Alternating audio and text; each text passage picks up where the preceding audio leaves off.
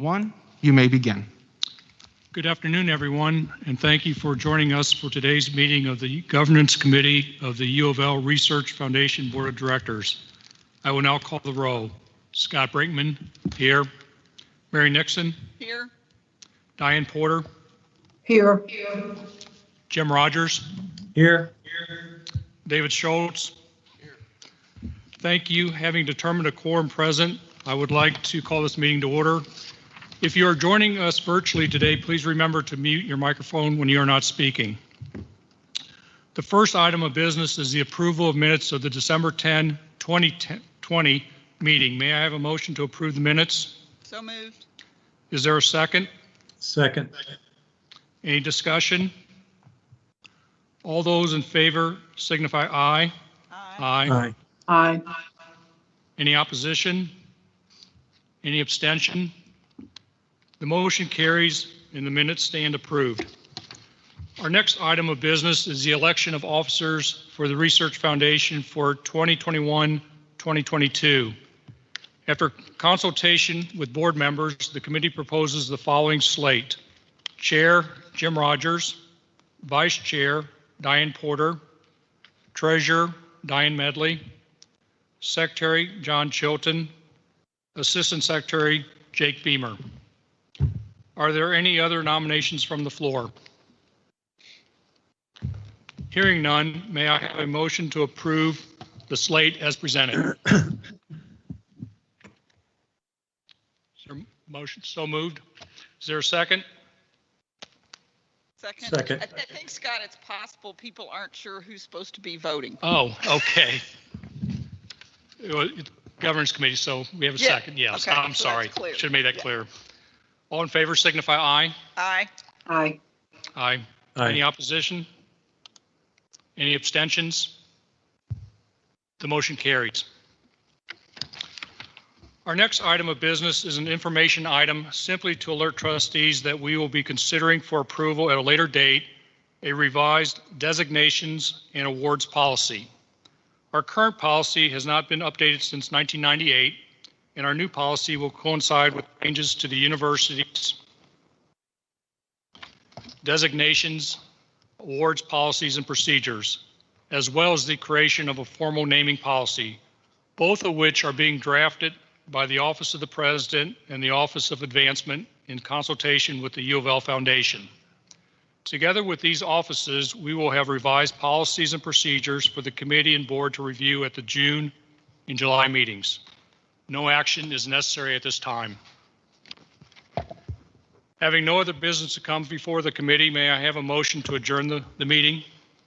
So moved. Second. Is there a second? Second. All in favor, please signify aye. Aye. Aye. The meeting is adjourned. Thank you. Thank you, Mr. Brinkman. Mr. Rogers, you may begin the Research Foundation Board meeting. Thank you, Jake. Good afternoon, everyone. I'd like to welcome and thank you for joining the annual meeting of the U of L Research Foundation Board of Directors. I will now call the roll. Jim Rogers, here. Matthew Barjan. He's not here. Okay. Scott Brinkman. Here. Raymond Burse. Here. John Chilton. Here. Sabrina Collins. Al Cornish. He was not able to join us today. Diane Medley. Here. Mary Nixon. Here. Diane Porter. Here. David Schultz. John Smith. Cheryl Zimmerman. Jake, do we have a quorum? Yes, we do. Okay, having determined a quorum is present, I'd like to call this meeting to order. A formal welcome and recognition will come at our Board of Trustees meeting, but I'd like to briefly welcome Matthew and Cheryl to their first meeting. We're excited to work with both of you. As chair, it is my responsibility to remind all members of the board of their responsibility to avoid conflicts of interest and appearances of conflict of interest. Each member has received the agenda and related information for this Board of Directors meeting. If any board member knows of any conflict of interest or appearance of a conflict with respect to any matter coming before the Board of Directors at this meeting, please identify the conflict or appearance of the conflict at this time. Hearing none, our next item of business today is the approval of the minutes of the October 28th, 2020 meeting. May I have a motion to approve the minutes as presented? So moved. Is there a second?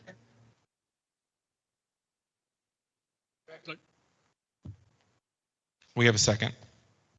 Okay, I'm sorry, I couldn't hear. Any discussion? All those in favor signify aye. Aye. Opposition? Any abstention? The motion carries and the minutes stand approved. Our next item of business is the election of officers for 2021-2022 as listed in the slate approved by the Governance Committee earlier today. Are there any other nominations? Hearing none, may I have a motion to approve the slate of officers as listed? So moved. Is there a second? Second. All in favor signify aye. Aye. Aye. Opposition? Abstention? The motion carries. Our last item of business is the report of the Executive Vice President for Research and Innovation. Dr. Gardner, the floor is yours. Thank you very much for that. I'm sorry to all that I'm not there in person. I was on campus all morning, and then I thought, oh, I've got the board meeting. I should get home for that. And then logged in, and I thought, oh yeah, everybody's in the ballroom except for me. So I apologize for that. I hope that folks can hear me okay, and I will take you through a brief update for the research and innovation at U of L. Thank you, Jake.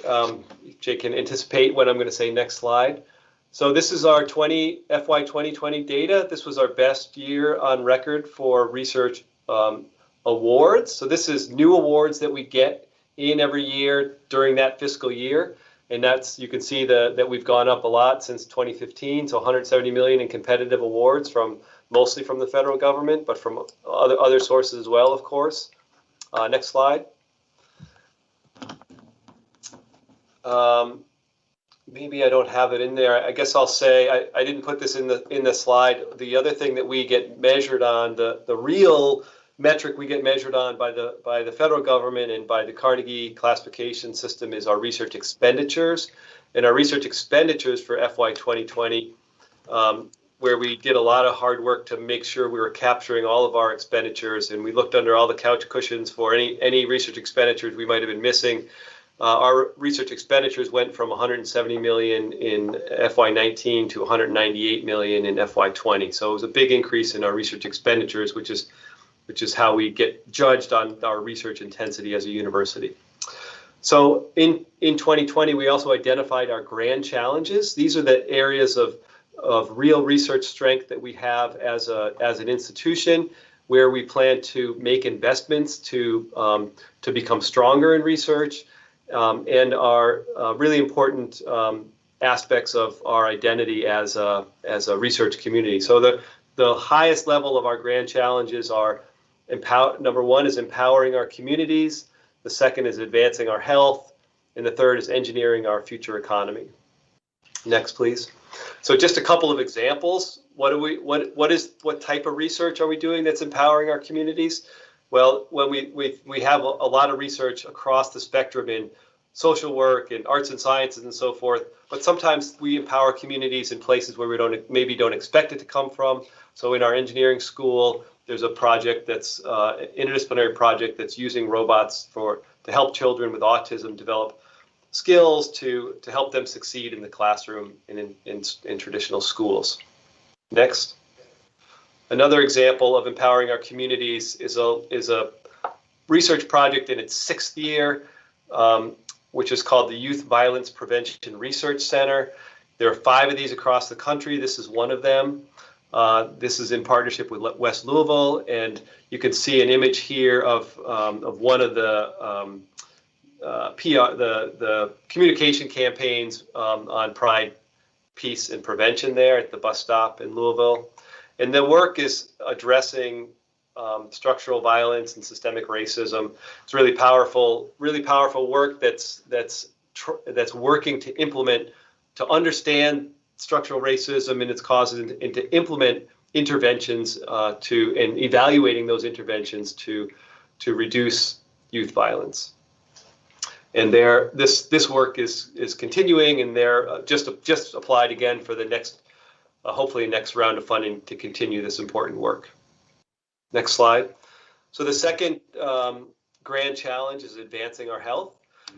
Many of you may have heard about the Co-Immunity Project. This is really broad set of research endeavors that is helping us to understand and control COVID-19.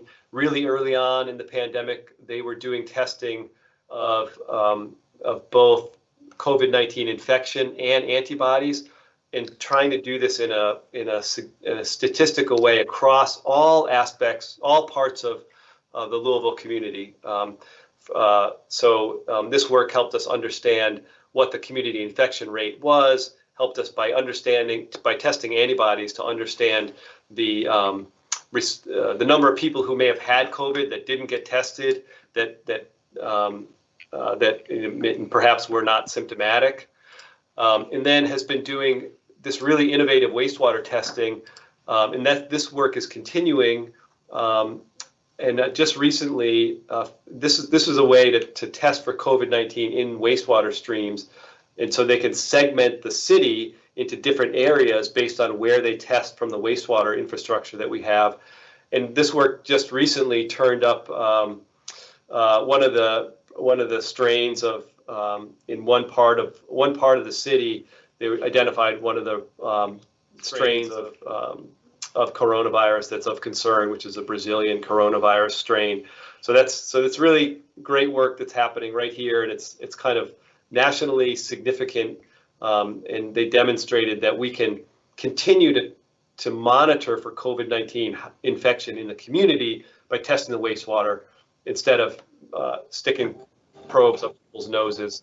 And that's beneficial for a lot of reasons. Well, one is you can test a lot. You can test the community kind of as a whole, and then there's some parts of the community that are less amenable to going and getting tested, and this enables us to test those parts of the community as well.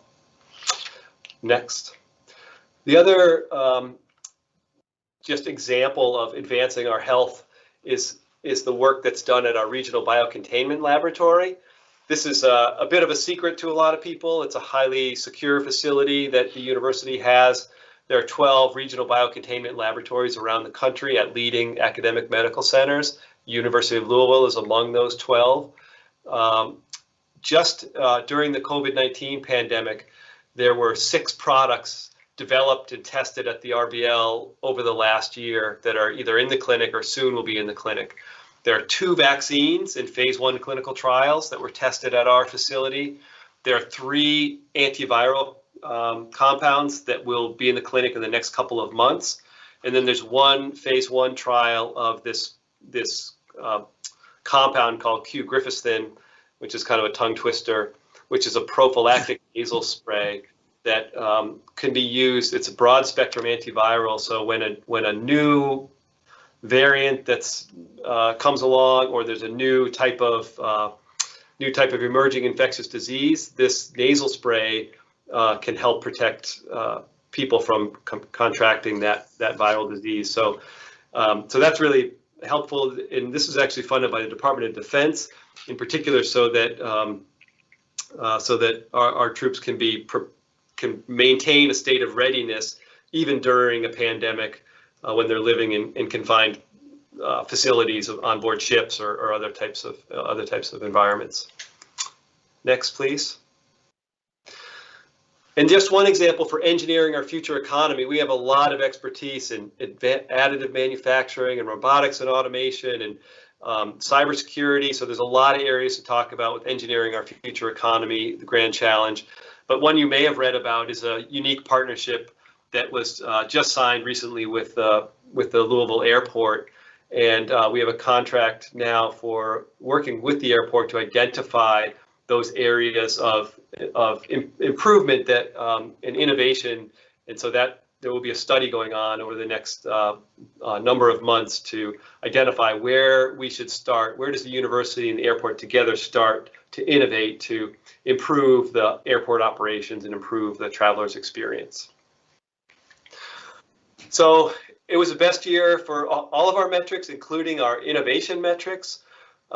We count innovation, this 9.4 million is innovation related income. So that's a lot of things. So it's things like if we have a licensed technology, for example, and we receive revenue from that license, that counts. And many times, and this is a number that fluctuates a lot year to year. Another example is if we license something to a company and then they provide a research contract to the university to further develop that technology, we count that as this license or this innovation related income. So with 9.4 million in that income, we had 7 new startups that were created, 18 new license or option deals, and 48 new patents awarded in FY20. Next, I wanted to talk a little bit about our innovation work. Innovation is one of those words that is used an awful lot. And I guess I want to just clarify that what innovation is about for us is to get the ideas of the university out into society. That's the key. If the ideas stay in the university or if they are in a paper or a book that's on the shelf, it may not have the greatest impact in society. And so this is all about how can the ideas that people are developing here across the university impact society optimally. And we try to look for those biggest ways they can impact society. So I'm going to just talk a little bit about what these epic innovators are. So next slide, please. So this first one is Brad Schuck, who is in the College of Education and Human Development. And this was an employee engagement scale. So this is an instrument that could help measure employee engagement. And there's a new startup that was founded out of U of L with this one of our entrepreneurs in residence. So we have an entrepreneurs in residence program to help our faculty realize the marketplace for their ideas and to help them get those ideas into the marketplace. And in some cases, our entrepreneurs in residence think, I like that idea. I see the marketplace. I want to be the CEO of the company that develops this further. So that's been developed, and this technology is in the marketplace now. And it was the first license out of the College of Education and Human Development, but then there was at least 3 of them last year. I don't know what the latest is. And this company name is Unitonomy. Next. The second example, and this was the second Trailblazer. These were called Trailblazer Awards. So the second Trailblazer Award is around this concept of cultural well-being. So this is also a tool for companies to use to understand the well-being of their company. And the well-being of the company is related to the ability of that company to innovate and be creative and grow and so forth. So this was a for-benefit company that was the first ever for-benefit company that was spun out of University of Louisville, and it's UPOP, which is United People. I forget it. United People of Underestimated People of Purpose. That's what it is. UPOP is Underestimated People of Purpose, and this is led by Theo Edmonds, one of our faculty members. So next. So the third Trailblazer Award was given for the eQuality Toolkit, and this was training material to improve the care for LGBTQ and other non-normative patients, and this is a good example of the different types of ways that knowledge and research from the university can go out into the world and affect positive change. So this training has already been adopted, in the last, when we gave this award a few months back, there was already been hundreds of physicians, practicing physicians and medical students had used this and taken this training, which has a real impact because LGBTQ patients receive substandard care compared to gender normative patients. So that's a really impactful kind of work. Next. And then the Trailblazer of the Year, the Innovator of the Year award went to Paula Bates for her long track record of innovative work and entrepreneurship. And it was in particular this year for development of this this therapy for COVID-19 that has been shown to block COVID-19 virus from infecting human cells. So this is another therapy, and this was also something that was tested at our RBL, as I mentioned before. And this is something that is still in development. The company has provided a contract back to the University of Louisville for Paula Bates and her team to work more on the development of this technology and to demonstrate its effectiveness. I will point out, you may have seen that story because that story went pretty viral when it was released, that we had these findings that this was an effective antiviral for COVID-19, and that apparently broke the U of L news site because there was 160,000 views in a day or something like that on that site. Okay, so looking forward to 2021, we have hopefully an even stronger 2021 in the works. These are the overall metrics that we're looking at through the second quarter. So we're ahead of where we were last time in awards, and there may be a bump because of COVID-related kind of expenses, and we got some big awards associated with COVID and COVID therapies and so forth. So it may not be sustained, but right now we're far ahead of where we were last time, and then we're far ahead on our innovation income as well. And as I said, that's a notoriously unstable number. So that really goes up and down depending on, we might get a big payout from a startup or a license or something like that. So it's up and down typically. So we do have a lot of goals for the next year. We have a new electronic research administration system. This is really not sexy, but it's the backbone that underlies a really large and robust research enterprise at the university, and it's desperately needed. We have a newly branded and organized research and innovation website. We're working really hard to make sure that people in the world know about the great research that's happening at U of L, and that's a really critical aspect so that our research is recognized and known, and in particular, where we have real strength, as I was highlighting this presentation, we have real strength in translating our research and ideas to society, and that's a really important aspect. Not everybody celebrates that the way that we do, and values that the way we do it at University of Louisville, but that's something that we care deeply about. Increased focus and growth in business engagement. I spent all morning on this topic, working with a new hire who's the Director of Industry Engagement, and that's David Calsey. Dave Calsey has been a great asset to the university. He began on February 1st of this year. He is very involved in the Louisville community, so many of you may know him. He was a managing partner at Ernst & Young for many years before he came to U of L, and so Dave is doing a great job in helping us make sure that we are responsive to the business and industry needs in the state and the region and the country. There's a lot of opportunity for us to make sure we're oriented correctly, to make sure that business knows how to engage with the university, because it's often seen as there's as many doors into the university as there are doors on the campus, right? That's what it's like. And so we're trying to make sure that business knows that we're here to help them and to serve them in different ways. And Dave's really leading that effort for us, as well as we're doing a lot of work behind the scenes to make sure we have systems and processes in place to be able to work at the speed of business, which universities are not known to do.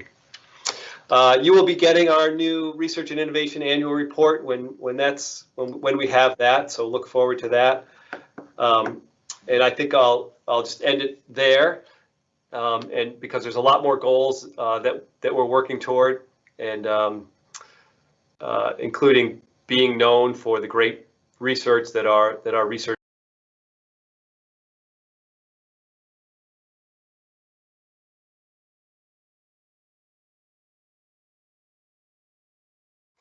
Thank you. Thank you, Kevin. Are there any questions for Dr. Gardner? I don't have a question. I just have a comment. I just want to thank you, Dr. Gardner, and your team for just the incredible amount of breakthrough work that you all are doing, just the depth and breadth of it, and your prioritization on things that will have huge impact, not just for the university, but for the world at large. And it's just incredible what you all are doing. So thank you. Thank you, Mary. You know what, I would invite all of you to come visit any of our research facilities. We'll put together a tour. We had a state representative visit us this morning, and his summary comment when he was leaving campus was, "I had no idea. I just had no idea." We were showed him, for example, the additive manufacturing facility and the 3D printed parts that were going into Navy ships and Boeing aircraft and other things like that. And you know, we have these really strong capabilities and connections, and we want people to know about it. And so if you, Mary, or Jim, or anybody else wants to see get a taste of some of the research facilities that we have and the great work that's going on, then those tours are available to be set up anytime. You just give me a call and let me know. Be careful what you ask for. As I was driving down Arthur Street today, I was like, Speed Innovation Center, I've never been in it. So I'm going to follow up, and we're going to arrange something, and I'll invite any of the trustees that want to join me. So I would love that. I would love that. And that is one of the coolest places ever. And you can just walk in off the street. So for that one, you can just walk in off the street because it's I don't open. even need you. If you want a guided tour, I will be there. But but it is open to the community. So literally, you can walk in off the street and get training and go to town on some blacksmithing projects or whatever you want to do. Excellent. Thanks, Kevin. Kevin, actually, I've got a 3D item that you guys gave me from the Yes, the cardinal head on it. I love nice. it. But several things you said piqued my interest, and I won't ask you questions on all of them. But the Youth Violence Prevention Center, just a couple. Do you have a physical plant, and what type of skill sets are we deploying for that? A physical location, you mean? Yes, yes. Yeah, there is a physical location that's in West Louisville, and I don't know exactly where it is. There's a professor, Monica Wendell, who's the principal investigator on that project. But there's a large number of staff who are there in West Louisville, and they have that project. I'm not an expert in that project, so but there's. It's really hard to do work where you're trying to make an intervention at a societal kind of scale, and then to measure whether that intervention was successful. I know that they do have a comparator, kind of a sister city or sister region of a city in some part of Nashville, and are kind of using a comparative approach where they're trying out these interventions and methods of communicating and themes and so forth, and then comparing that with comparing the trends in youth violence both over time in this city, and then compare with a comparative city. So it really is impressive work and really good work, and I hope that they get another 5 years of funding from their re-upping. Thank you. Jim, the control city or the comparative city, not the control, is East Nashville. And in fact, if you go to their website, you will find a lot of very fascinating information about the center. And maybe we could have Dr. Wendell present one time. Yeah, I'd like to learn more about that personally. Thank you. Great. Absolutely. Thank you, Kevin. You're welcome. Thank you. Having no other business to come before the board, may I have a motion to adjourn the meeting? So moved. Is there a second? Second. All in favor signify aye. Aye. Aye. Thank you. The meeting is adjourned. Thank you, Chair Rogers. Chair Nixon, you may begin. All right. Good afternoon. Thank you for joining us for this regular meeting of the University of Louisville Board of Trustees. I will now call the roll. Mary Nixon, I'm here. Scott Brinkman. Here. Raymond Burse. Here. John Chilton. Here. Sabrina Collins. Here. Diane Medley. Here. Diane Porter. Here. Jim Rogers. Here. David Schultz. John Smith. Here. Cheryl Zimmerman. Okay, and I think it's already evident that Matthew Barzin and Al Carnish both had a conflict today. So having determined a quorum present, I'd like to call this meeting to order. It is my responsibility as chair to remind all members of the board of their responsibility to avoid conflicts of interest or any appearances of conflict of interest. Each member has received the agenda and related information for this Board of Trustees meeting. If any board member knows of any conflict or appearance of a conflict with respect to any matter coming before us today, please identify the conflict or appearance at this time. Hearing none, we will move on. I'd like to welcome our newest trustees, Matthew Barzin and Cheryl Zimmerman, to the board. Cheryl, would you like to take a few minutes and introduce yourself?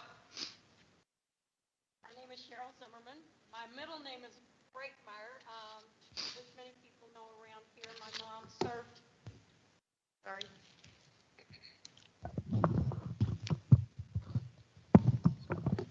My mom served this university for many years as an assistant professor of health education and physical education and recreation. And she actually developed the recreation major program. And she was always known as the little lady on campus. And she was always she was never a detriment to me when I attended school here. And that wasn't the case with all of my friends whose parents were professors. But she was always in my back pocket. And so I got it truly, my blood runs blue. Listen to me, is completely red. And I literally have grown up here. I came as a little girl and would go to classes with mom on occasion. I got to square dance with Wesley Unsold, and I knew your father through my mom, and so I have quite a history. I've actually met, I think, 7 real, not interim presidents, but I did meet all the interims as well. So I do have a long history here. I graduated from here with a degree in biology and then went on in education and became an assistant principal with Jefferson County Public Schools, and then was director of the Math Science Tech Magnet program at Mazik Middle School. And from there, when I graduated, I actually retired, and then I received an appointment to the Council on Post-Secondary Education. Served there for approximately 10 years, the last 3 as chairman, and I cannot tell you how thrilled I am to be part of this group, and just look forward to serving my alma mater. Thank you. Yeah, welcome, Cheryl. I've had the pleasure of working with Cheryl in her capacity as board member and chair of CPE, and I can assure you that not only does she have passion, but great experience and expertise. And I can second that when we talked after she was named as a new member of the trustees, that she was thrilled. So we're glad to have you. I'd also like to take this opportunity to recognize former trustee Randy Bufford, whose term has expired. So he had his last meeting when we didn't get a chance to recognize him. I have talked to him. He was initially appointed by the governor in 2019 by Governor Bevin. He has served as the chair of our HR committee. He served as a member of the U of L Research Foundation board. the U of L Athletic Association Board of Directors, and was very key in navigating us through the pandemic. Very hardworking, cooperative board member, and really just brought a lot of passion to the role and a lot of good experience. I just want to just have this moment to express our appreciation for his service and to invite my fellow trustees, staff, and faculty to a round of applause in appreciation for what he's done for us.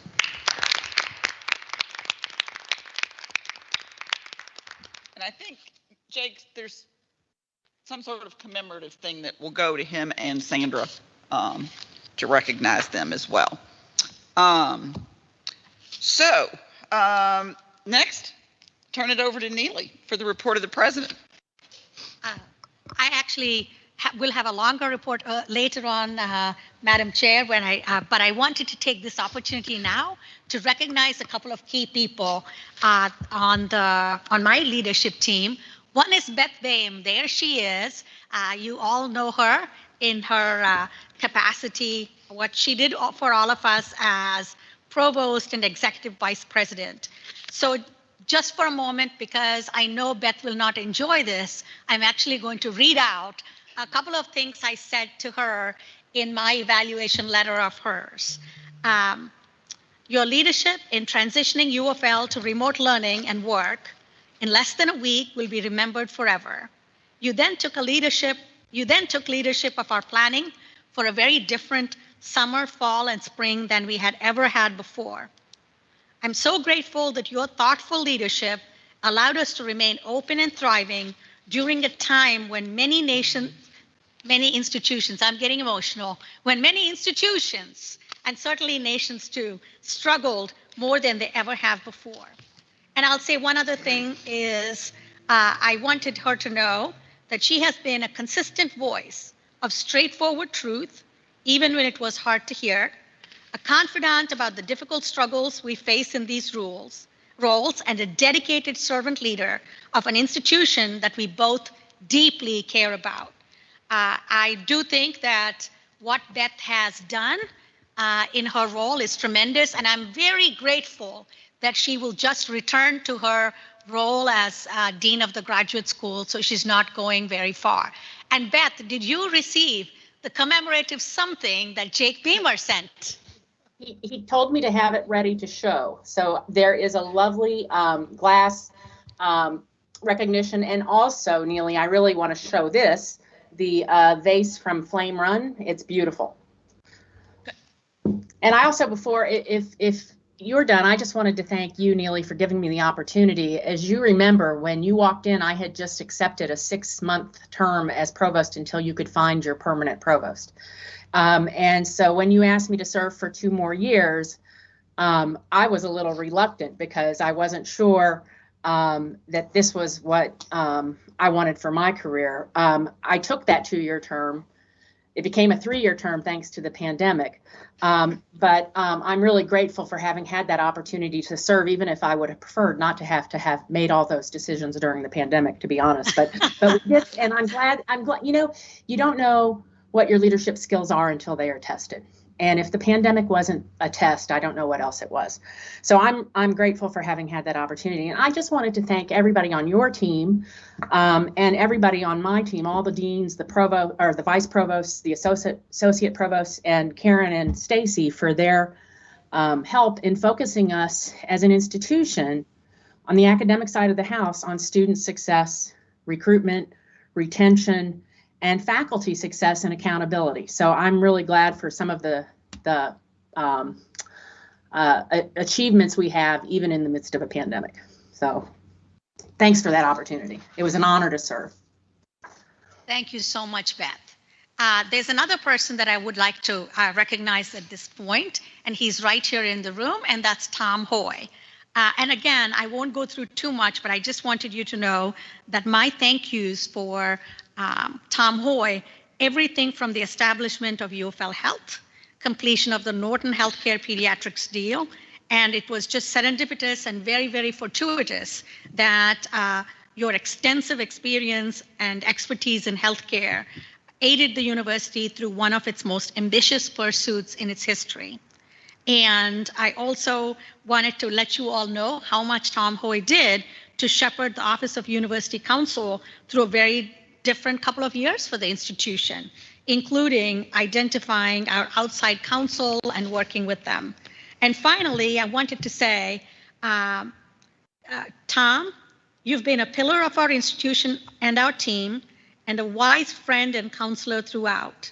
And I value your contributions. And as I said, I'm really pleased that he will be continuing, not going too far, to help in transition and to complete some of the projects we've started. So thank you very much, Tom Hoy. Anything you want to say? And where is the gift for Tom Hoy now? All right. Thank you to both Beth and to Tom. And Madam Chair, if I might use this moment to introduce our new provost and GC. Again, both Beth and Tom stepped up and served, knowing that I was going to be doing searches, and I appreciate everything they've done. I am beyond delighted to introduce two exceptional people to you. They've only been in their roles for what, 22 days? Oh, Tom Hoy, were you going to say anything? I didn't mean to cut you off. You just weren't.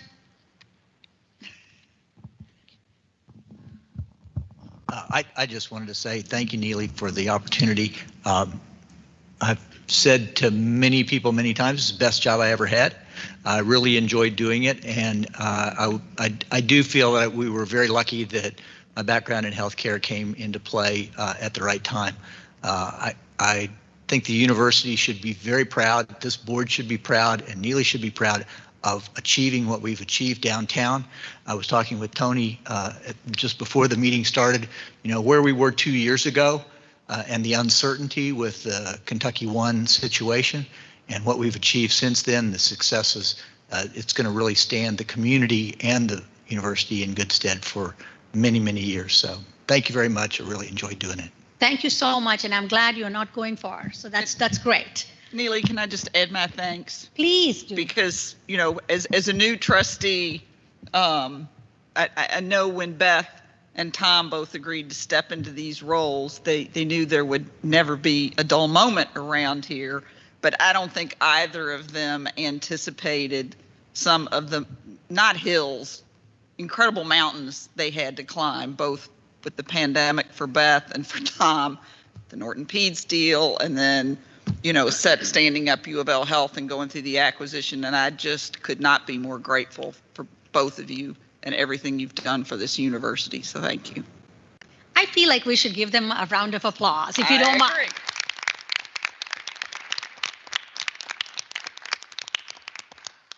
And again, truly exceptional people, and I'm grateful.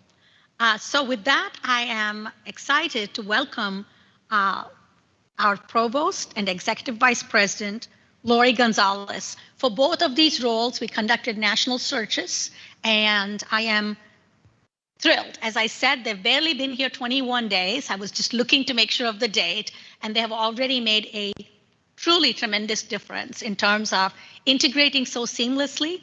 And so I know you all have seen the bios, and we formally presented it to you, but I would invite both Lori and Angela Curry, who's now our GC. Again, as Mary Nixon said, there's never a dull moment, and we made sure, Beth and Tom made sure that there was still a few things for us to tackle, so you wouldn't be too bored. So I'd like to welcome both Lori and Angela to please introduce yourselves. Thank you. Thank you very much.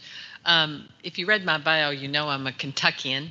I was most recently out of the Bluegrass State for a decade, and it is just phenomenal to come home. When I was looking at the leadership profile and looking at the wonderful things about U of L before I ever set foot on campus, I thought it was a rising institution with so much exciting things that I could get involved in and maybe contribute to. And then I met the search committee, and I thought this is a great group of people. And then when I came on campus, even though not a lot of people were in the room, everyone that I interacted with was wonderful. and that holds true today. I want to offer Beth Boehm a sincere thanks because even though I'm in the role only 22 days, Beth was gracious, very gracious, to allow me to shadow her for 1 month. So I got to sit in on her meetings and learn a little bit more about the institution from someone who'd led it so well for so many years. I'm excited about it because I think that the University of Louisville, just as Kevin said, we have so many things that are distinctive, that set us apart from the ACC schools, from all the schools in Kentucky. And my pledge is that we're going to try to elevate those so more people know what's going on about U of L. My first commitment is to student success, and that's through providing the right supports to students, but also making sure that our faculty development is right for the moment.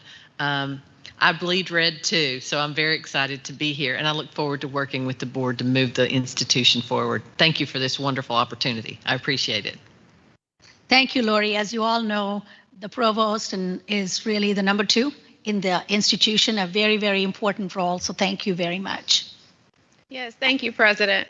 So one of the things I love most about serving as general counsel is all the ways that I have one client that has hundreds, or in this case, thousands of human faces. And those who've served alongside me and who walked with me through the search process have heard me say this before, but truly the University of Louisville is so reflective of the complexity and vibrancy of the Commonwealth. 20% of our students come from families where they are the first in their entire family to attend college. 30% come from diverse backgrounds. 40% are Pell eligible, which means they have the highest economic need. 119 Kentucky counties, 53 American states and U.S. territories, 91 countries. I really feel like the University of Louisville is one of the few Kentucky institutions that reflects the city, the state, and the nation and the world in which it sits. So it's truly a pleasure to be here with you. I feel like the University of Louisville is poised to accomplish so much at this time, and I'm just fortunate and honored to be a part of the work that will take place here. Thank you for welcoming me. Thank you, Madam Chair. I think. Okay, all right. I'm out of order. Okay, so thank you, Neely. And again, thank you, Beth and Tom. And welcome, Lori and Anja. I look forward to working with all of you. All right. We are now ready to get to business. No, not yet. We have something else exciting to talk about. Probably most of you have seen, particularly if you read our communications reports, that we have some fabulous news to share about one of our students. Like it was announced last week that Lexi Rakes, who is sitting right over here to my right, has won Kentucky's only Harry S. Truman Scholarship for 2021. The award, valued at $30,000, is given to just 62 U.S. college students annually. It is the premier graduate scholarship for aspiring public service leaders in the United States. Lexi plans to use her scholarship toward her goal of attending Georgetown University to earn a law degree and a Master's of Science in Georgetown's Addiction Policy and Practice program. Neely was able to surprise Lexi with the news last week. I heard that was quite exciting, and we could not be more thrilled to have her with us today and recognize her for this outstanding accomplishment. And so, Lexi, I would invite you to say a few words, and you may take off your mask. You want to get the microphone? Yes, here you go.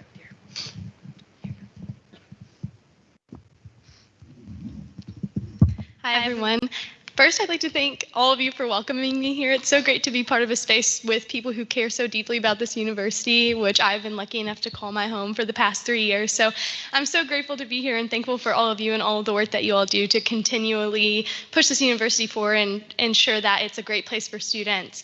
I have been dreaming of the Harry S. Truman Scholarship since my freshman year when Charlie Leonard told me about it during one of my scholarship program meetings. And since then, I've been lucky enough to be surrounded by amazing professors and faculty like Dr. Leonard, who have pushed me forward and made me feel empowered and confident.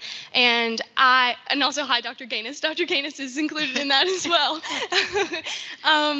So I am so thankful for this university because when I think of U of L, I am continually surrounded by my greatest role models, and I feel that all of the professors that I've had and every faculty and staff member has quickly become some of my greatest life mentors. So I'm incredibly grateful for that.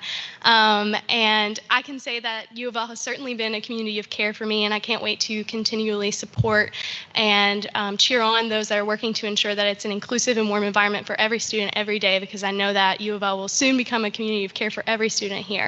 So once again, I just want to thank you all for welcoming me here and say a big thank you to Dr. Vinapudi and all of the people who have helped me along the way. I'm so thankful for U of L and all that it has provided me. So thank you all very much.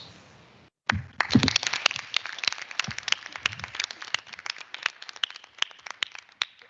think it's pretty obvious why Lexi won that award, and thank you, Dr. Leonard, for your support and for the other people on Lexi's team. And Lexi, I see great things ahead for you, and you know, once a Cardinal, always a member of the Cardinal family. All right, now the excitement's over and we're now getting to business. Our next item of business is the ever exciting approval of the consent agenda as listed. Please call out if you'd like to discuss any of those items individually. Hearing none, may I have a motion to approve the consent agenda? So moved. Thank you. Is there a second? Second. Thank you. Any discussion? All those in favor signify aye. Aye. Any opposition? Any abstention? The motion carries. Okay. Oh, we do have more excitement.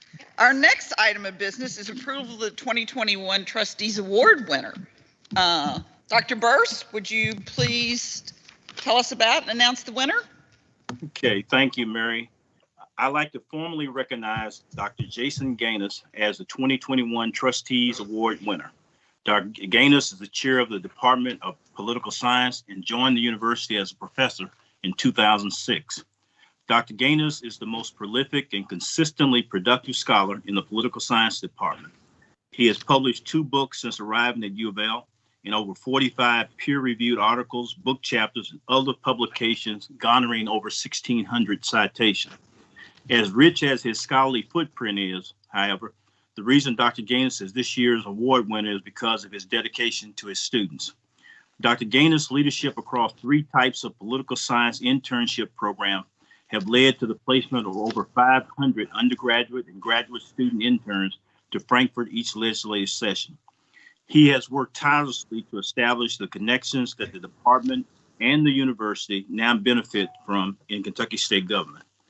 Dr. Gaines is deeply dedicated to student learning and their success after graduation.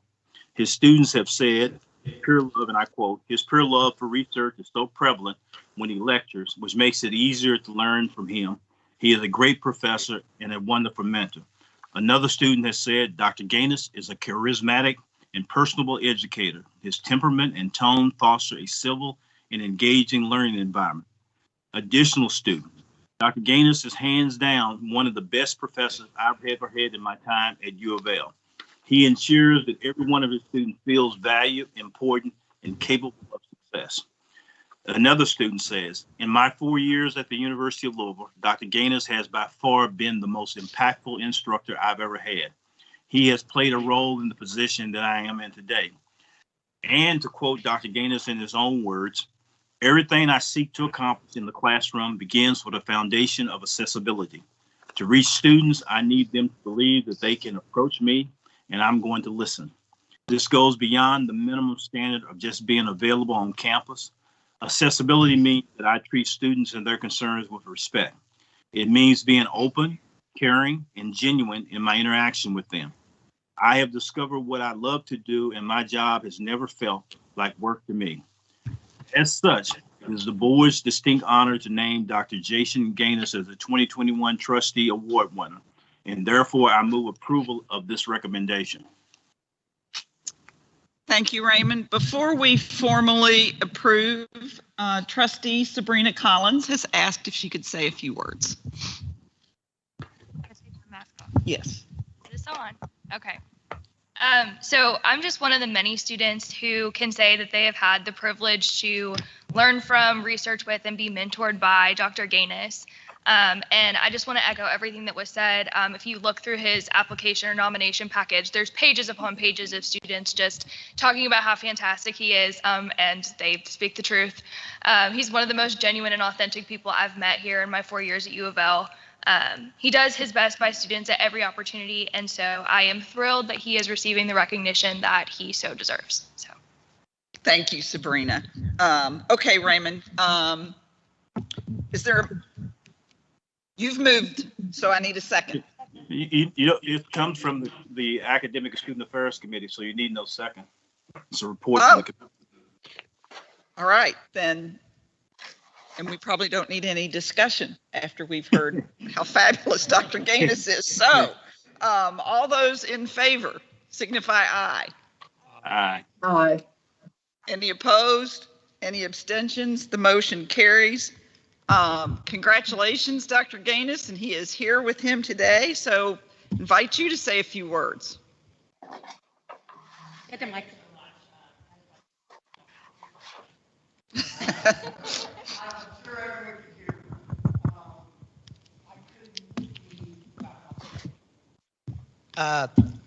Thank you so much. I couldn't be more honored. I've started to tear up here, and I would tell you that that's a rare thing, but it's not. I'm an emotional dude, so I really do owe this so much to my students. Like I can't believe what I get to do.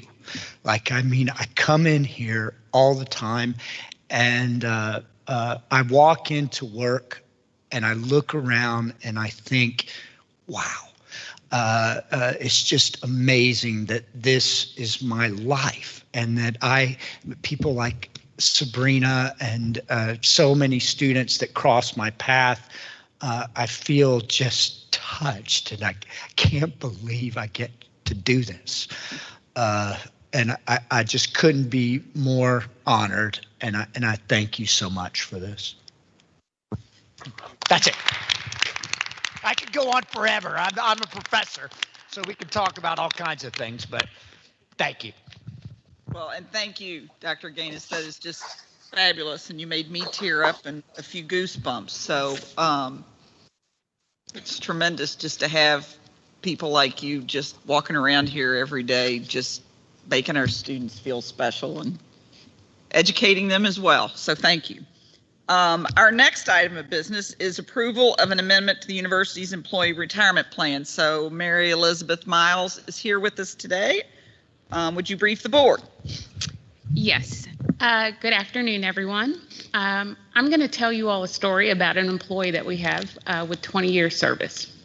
In April of last year, right after the coronavirus hit the world, her department didn't have enough work for her to do to continue to be eligible for retirement. She was at a 0.8 FTE, and they asked her to work at a 0.6. And today, our policy says that you have to be 0.8 or more in order to get the contribution from the university. She understood. She was happy to continue to serve. She did. And in December, things changed, and she had more work to do, and they asked her if she could come back to 0.8 FTE, which made her eligible for her retirement contributions again. Well, we learned in January that when we looked at our plan document says that employees who are active, if they are no longer eligible, and then they become eligible again, that they have to go through a 1-year eligibility period, although she had already done that over 20 years ago. And so I think the importance of what I am sharing with you today is that this is literally one employee that was adversely impacted by something that was written down a long time ago. And I'm sure there may have been a good reason for it, but I am here asking you all today to accept or approve the amendment that we have before you so that we can, I've asked for it to be retroactive to January of this year so that we can make her whole and we can prevent any employees from having to go through another waiting period after they have gone through one and there is no break in service.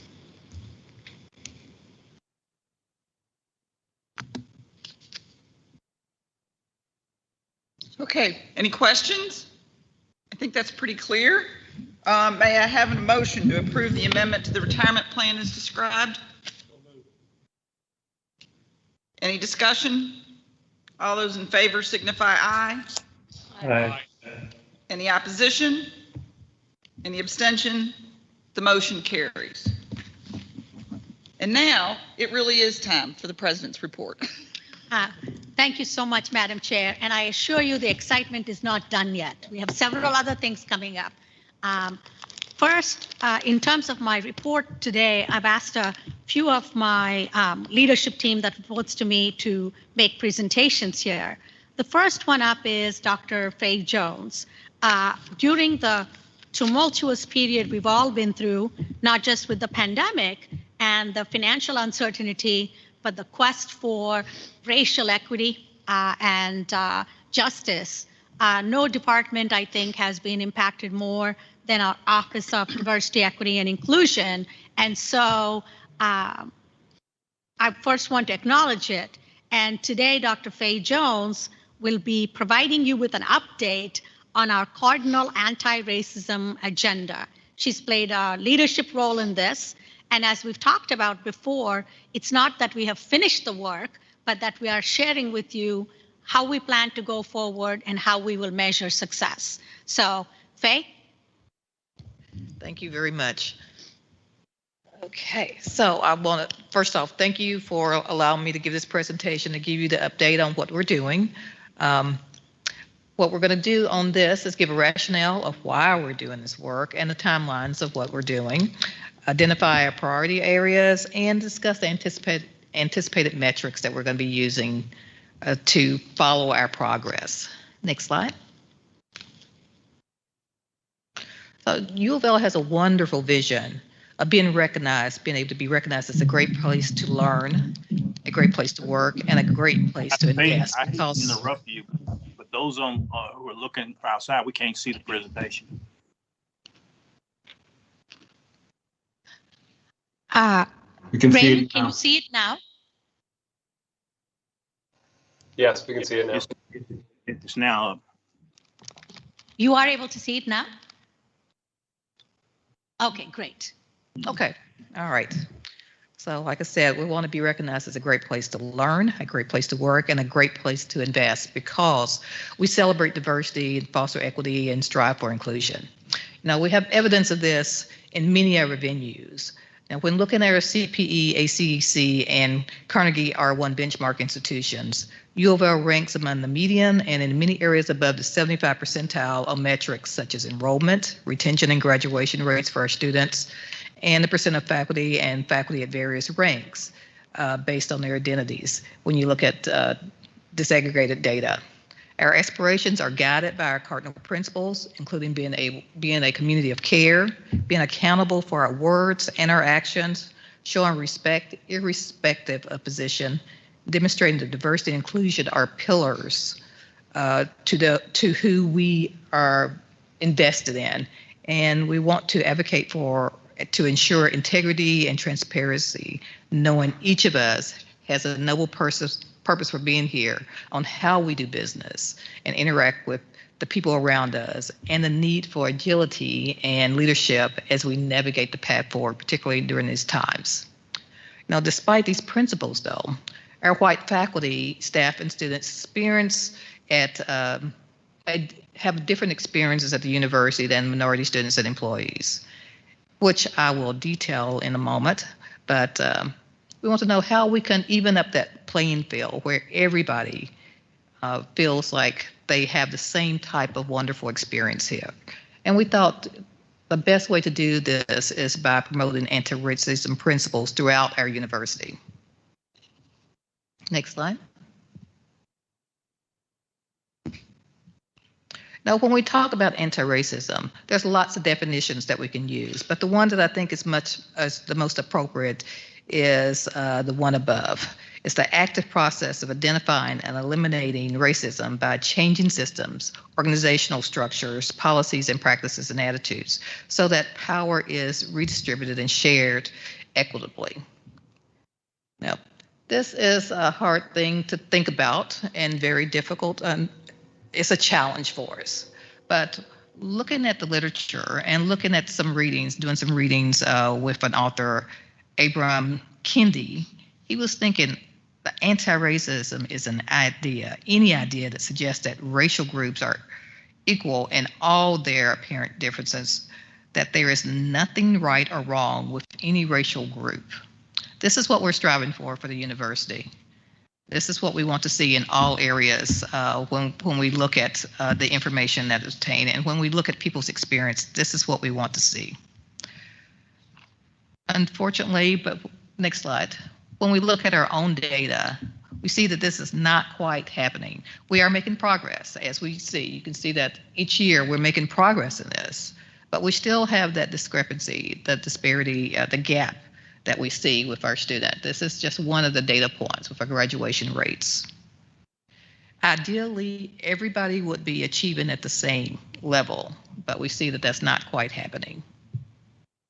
So we have progress, but not equality, not equity. Next slide. You can also see it in our climate studies. If you look at this very closely, you can see that there are differences between different identities. This is what we're hoping to improve upon, that everyone will have a same positive experience with all of these questions, with all, anytime you ask them, what makes U of L great? What are we doing here? Why do we want to come here? We want to see that a positive response in all of these areas. Next slide.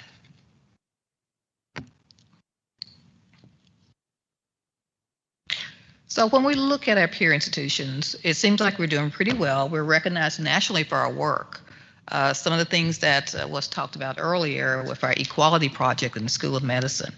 But you know, you look at some of the awards that we won, the Education Trust, when U of L was identified as one of 2 schools out of 101 who enroll Black and Latino students at or above their representation within the state. Our Insight and Diversity HEAT Award is designated our university as champions, and because of our commitment to diversity and inclusion throughout our campus communities, across academic programs, and at the highest level of administration. So, and we also been recognized as one of the most LGBTQ positive plus friendly campuses.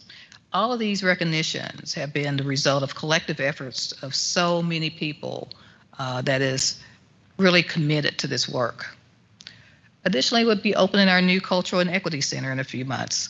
That is something that we've been hoping for a long time, so we're really, really excited about that. It will bring multiple identities in one area that we can foster a sense of belonging there. And many of our schools have positions at the assistant associate dean level supporting diversity, equity, and inclusion. Again, I want to acknowledge all of these accomplishments and the people who have made this happen. However, we still have a little bit more work to do, actually a lot more work to do. We want to eliminate the gap between external recognitions and the lived experiences of our campus constituents. We know needed change requires intentional actions and transparent and accountable processes. In the summer of 2020, Neely boldly created the Anti-Racism Task Force to develop this agenda. We believe that embedding anti-racist principles and actions into every part of the university will be a key driver to keep us on our path to excellence. It will guide the way how we do business, how we educate, and how we advance our culture of belonging. It's important to note that the purpose of CARA is not to infringe upon ethical practices already being performed or impose barriers for future efforts. Rather, the intention is to build intentional institutional capacity committed to a breadth of inclusive and equitable transformations so that our impacts are measurable and sustainable and carried out with urgency and accountability. You know, in the United States, the foundation of racism is anti-Blackness, which must be central to this agenda. However, this does not mean that other forms of racism should be ignored. On the contrary, the university recognizes that to be an anti-racist institution, we must ensure equity in all of our practices and policies that is inclusive of the intersectionality of all of our multiple identities. Next slide. Now, this work started last summer with Neely's announcement that we launched the CARA agenda and charged the Commission on Diversity and Racial Equality to lead this task force to recommend recommendations to move the university forward.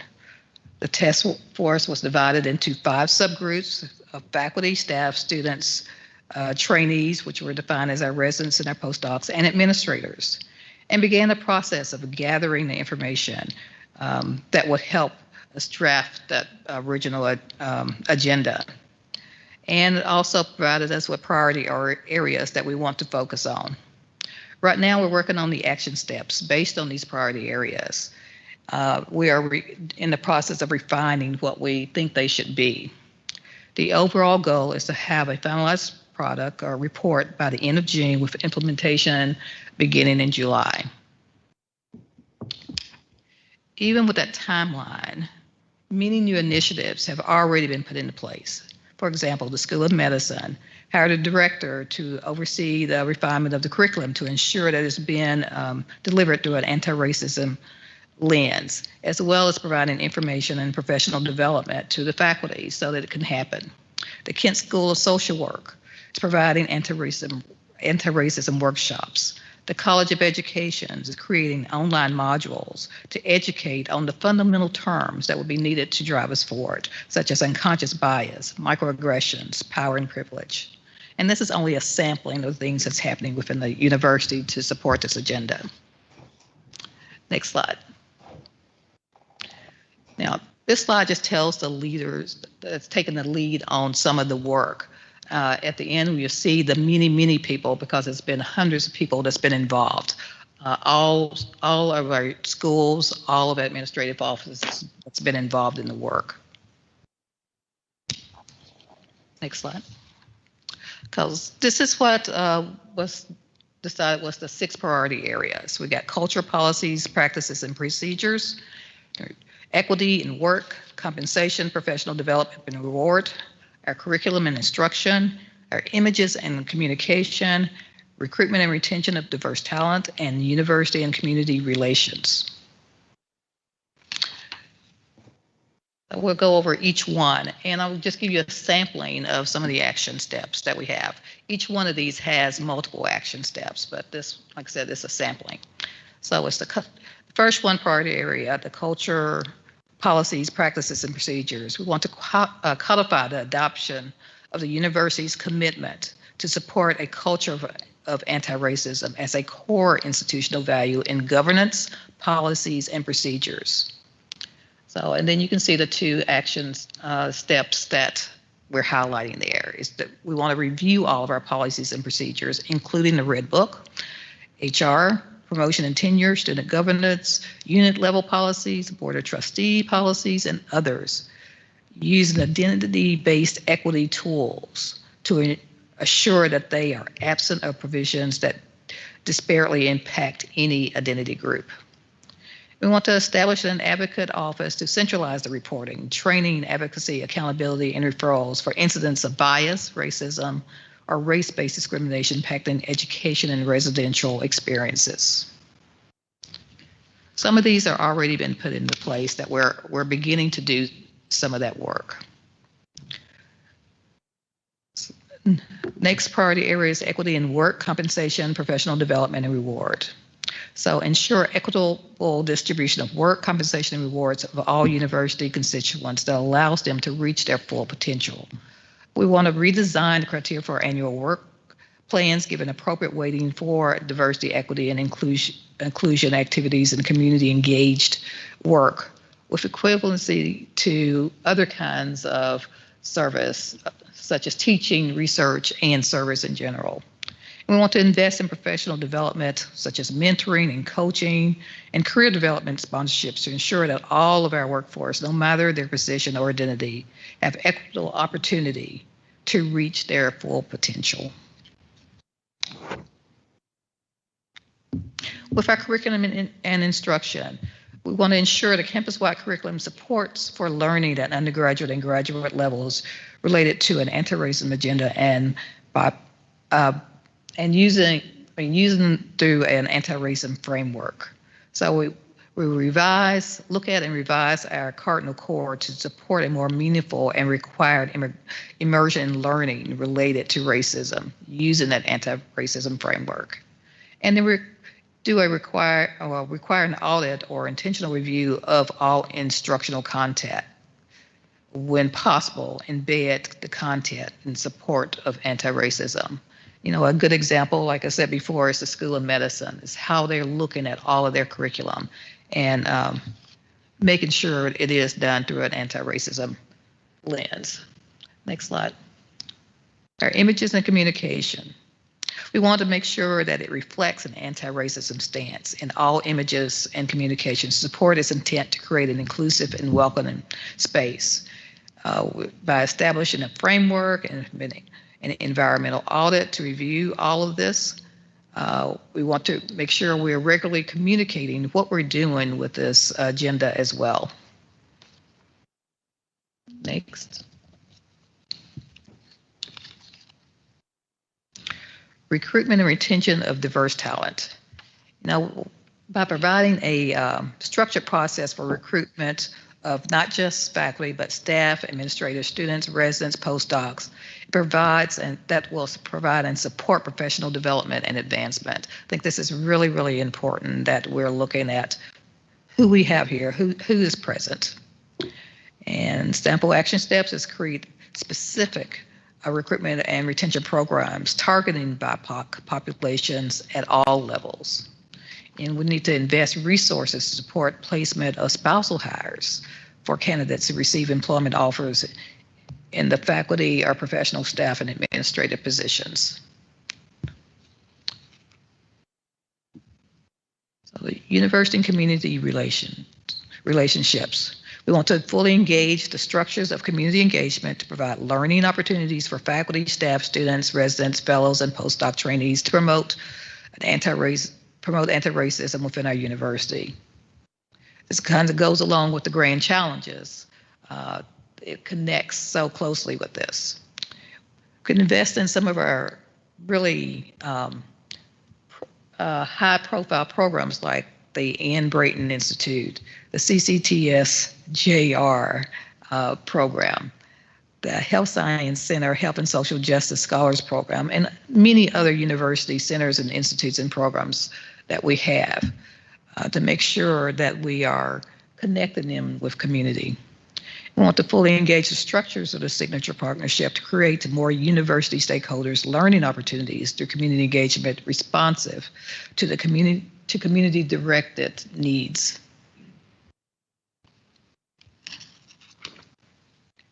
Now, examples of some of the metrics, we do have benchmark institutions and many other institutions that we can look at to see what metrics are they looking at. And most or if all are actually looking at student data when we look at enrollment, retention, and graduations, total employment, also with that, and by promotions as well. Climate surveys, we have our U of L climate survey, we have the Great Places to Work survey.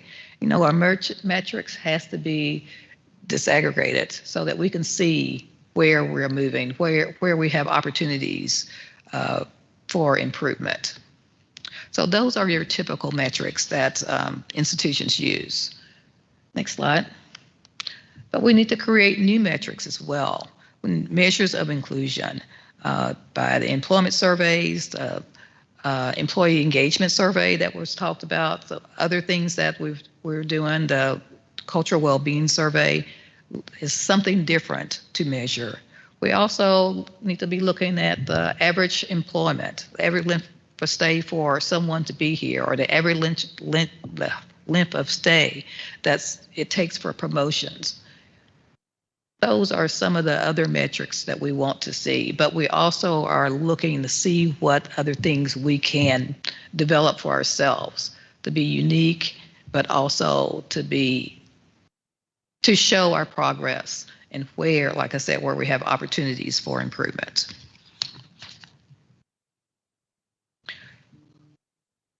Our outcomes is something that will be a continuous part of what we do. So we know we will have a CARA report, including action steps for every strategy that we have. We are going to be creating a data dashboard, making diversity data transparent and accessible so that everyone can see where we are. And the CARA cultural impact, improve the lived experiences of all of our Cardinal family. So that is the goal of what we want to do, is look and see how we can make sure that there is not a gap between those lived experiences from one identity to another. So the next 3 slides just shows you the extent of involvement from the community, from our campus community. So you can see the names and the places that they're from on there. So this hasn't been done in isolation. This has been done intentionally to create engagement for the community so that we can see what people want and need and how we can make this happen through this CARA agenda. So questions, comments?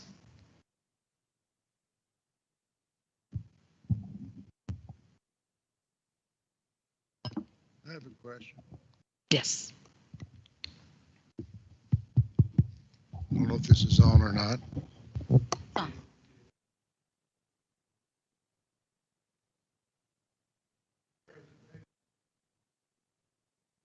John, could you push the button again? 7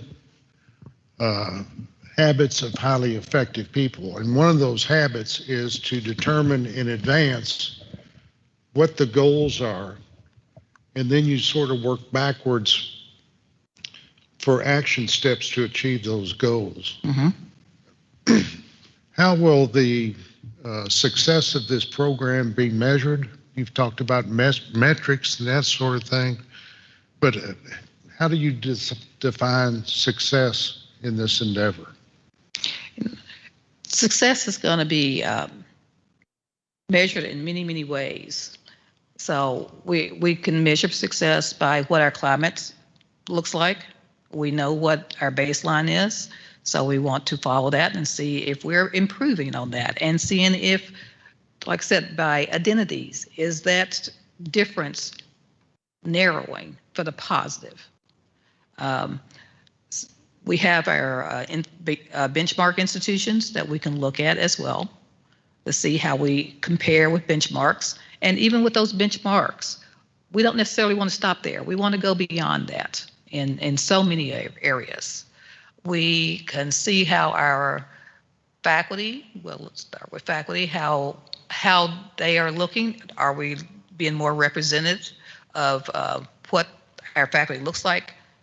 Are we representing our patients? Well, sorry, I keep going back to medicine because I'm a pediatrician. But are we representative of the community that we serve? For our faculty also, how long does it take to be promoted? Is there a difference between identities in promotion? Are there a difference in identities in any area that we see, that we measure in our institution?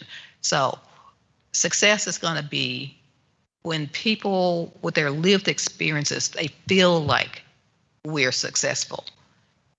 And so that can vary. We're still working on those metrics of finalizing them, but some basic ones would be the demographics. But other things is that feeling of belonging, that feeling of inclusion is going to be exceptionally important to measure.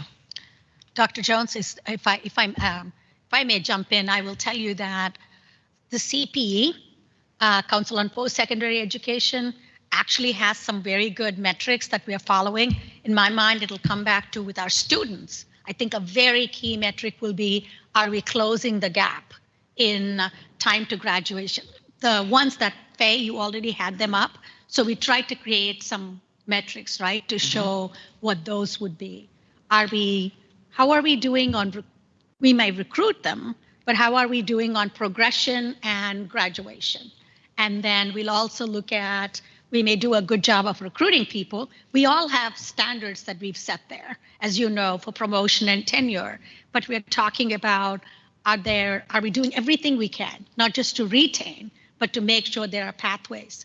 I would compare it very much to like a Humana that's trying to now look at, and I'm just picking on them because they're a large institution in our backyard. This is true for most, where they're saying we may have a lofty goal of making sure everybody is successful, but if we don't have the pathways, if the funnel isn't big enough, then we're not really, you know, as you think about where is the broken rung? That's the language now. Like, for example, we may say we want heads of departments that are very diverse and representative. Well, we're never going to get there if faculty who are very diverse don't get leadership opportunities. So we'll be modeling ourselves, and we'll bring it back to you on what I think this is what Faye was talking about as well. What are our peers doing? This just but I agree with you. For us, in our strategic plan, we've set metrics of where we will be. So, but in broad brush strokes, I would say, are we closing the gaps in achievement? And what can we do? Because a lot of times we may think it's achievement, but it's hurdles. Are we creating equity? For example, for our low-income students, emergency student loans we've created have done an amazing job of closing the gap. You waive the test and then maybe have other ways to prove your preparedness for engineering that our engineering school has started. Dean Collins, it's been greatly successful. Those would be some examples. Now, I also want to say that even though we will have those metrics, we want to make sure we're moving them up. I mean, we may be there with our benchmarks, but we might want to go beyond that because we need to expect more of ourselves. The approach to this, as I understand it, is that all of this is being evaluated by assigning people to groups, not on an individual basis, but on a group basis. If there are differences in metrics, is it possible or considered that some of the differences might not be racism, but other things? You know, it's more of a difference in opportunity. I think that's where a lot of this has come. We have to think about the social determinants of health, or the social determinants that may have gotten us this far. But differences in opportunity is more likely what's happened to them. And a lot of the difference in opportunity has been rooted in racism. So we have to acknowledge that. And I think if I can just add something, Faye, this is, and for everybody that's working with Faye on this is incredibly important work, but incredibly difficult work.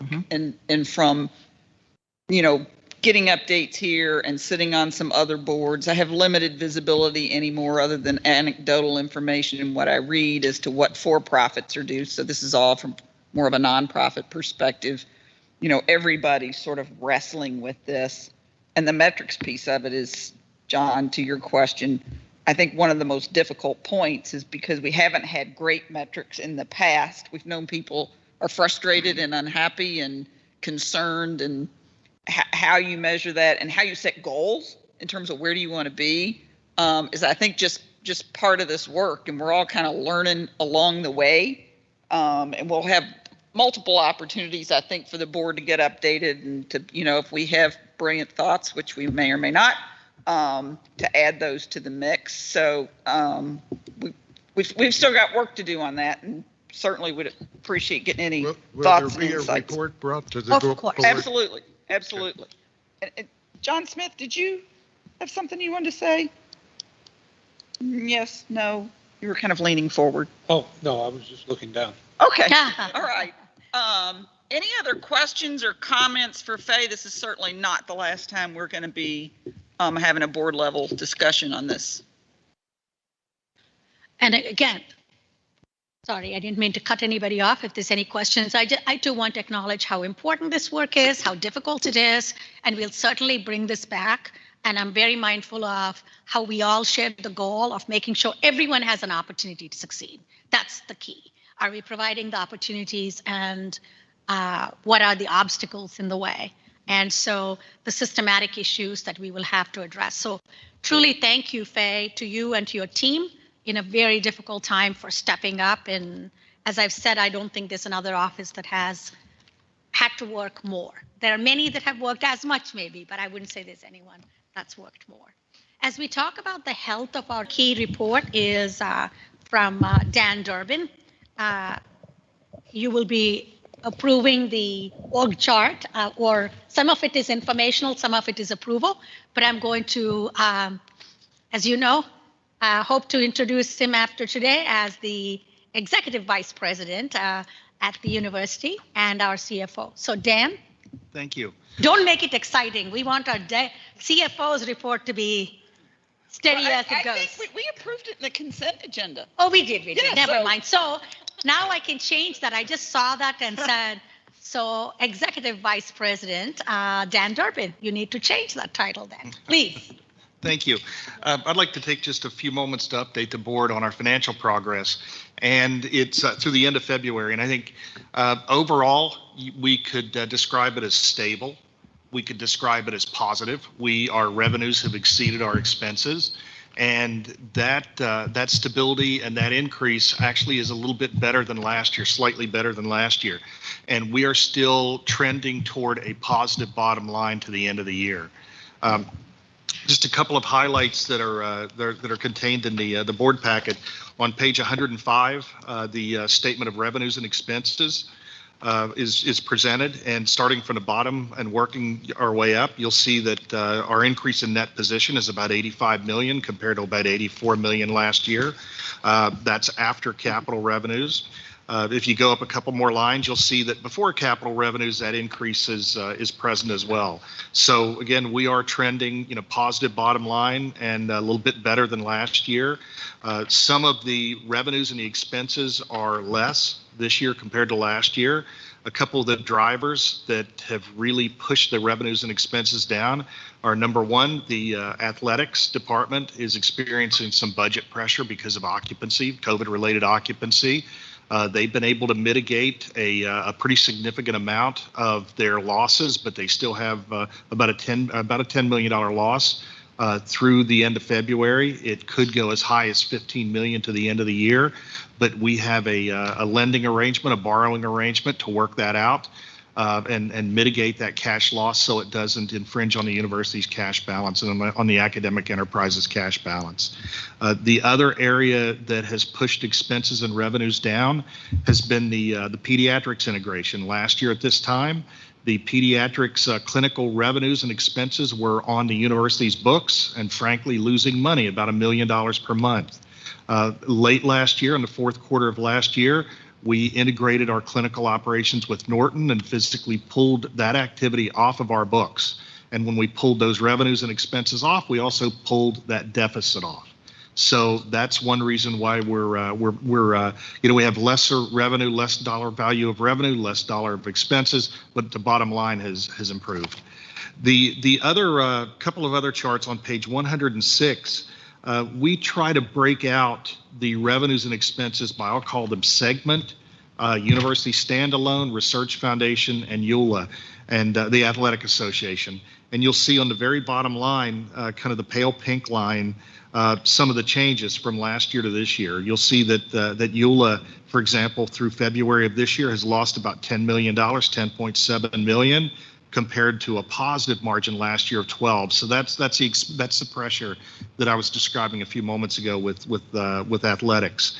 The next column, the Research Foundation, moving from left to right, you'll see that it's about a negative 8.4 million compared to about a negative 5 million. So about a $7 million improvement. Over the next few months, that negative 8 million will start to trend closer to break even. Typically those numbers, that number, the deficit increases in the wintertime and starts to to move toward positive in the spring. So we're very confident that number will work its way out. And the rest of the university standalone, as we refer to it, is positive both years. So we're very confident in terms of where we're at from a revenues in and expense out standpoint. The balance sheet, which is the next page, the big news on the balance sheet is there is no big news, and that is it's stable.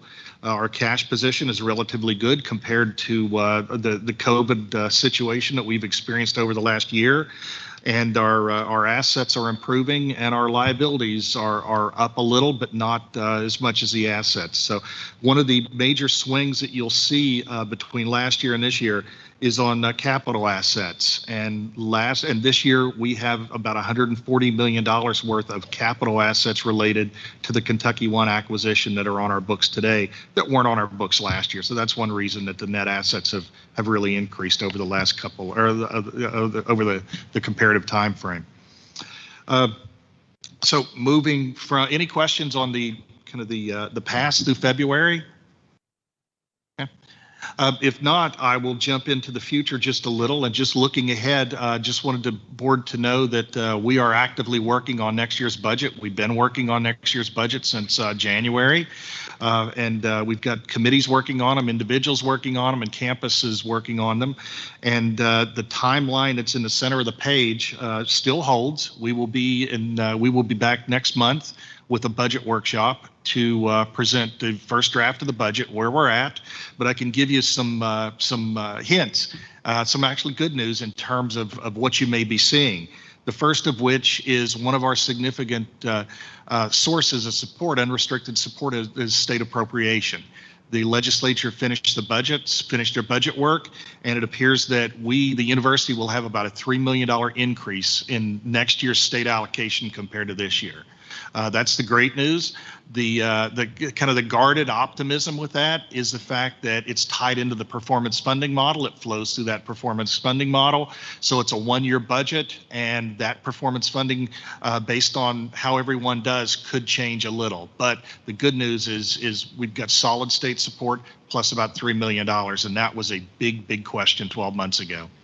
And the second piece that's really good news is we have worked, and I will call it from the ground up, with the colleges to look at enrollment all the way down to the student credit hour to make sure that we can reasonably determine where we're going to be next fall. And the good news is it looks like the increases that we've had in enrollment from this year, a lot of those will continue into next year.